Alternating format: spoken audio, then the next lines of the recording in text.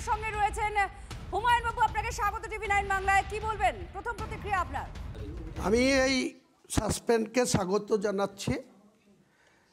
তৃণমূল কংগ্রেসের কোনো সাংগঠনিক কোনো পদে হুমায়ুন কবির ছিল না, এখনও নেই।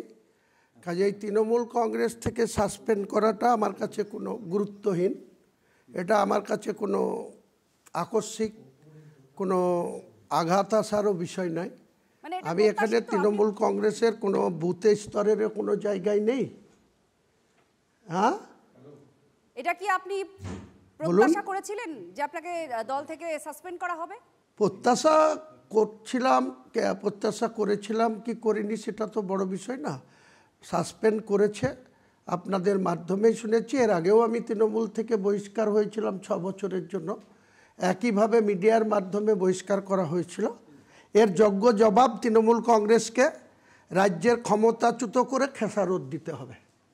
রাজ্যের, আমি মুসলিম একজন, আমার বাবরি মসজিদ করার জন্য এটা সাসপেন্ড হয়েছে বলে আমার মনে হচ্ছে। কাজে আমি সেই সিদ্ধান্ত থেকে পিছু হটব না।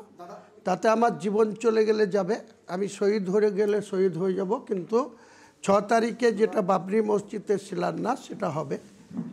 তাতে যে কোনো চক্রান্তের মোকাবেলা আমি করব এবং আগামী 22শে ডিসেম্বর বহরমপুরের টেক্সটাইল মোড়ে আমি নতুন দলের সূচনা করব বা নতুন দলকে ওপেন করব সাধারণ মানুষের কাছে, আম পাবলিকের কাছে, এবং বিজেপির বিরুদ্ধেও নির্বাচনে লড়াই করব এবং তলে তলে বিজেপির সাথে যাদের আন্ডারস্ট্যান্ডিং সেই তৃণমূলের সঙ্গেও লড়াই করব।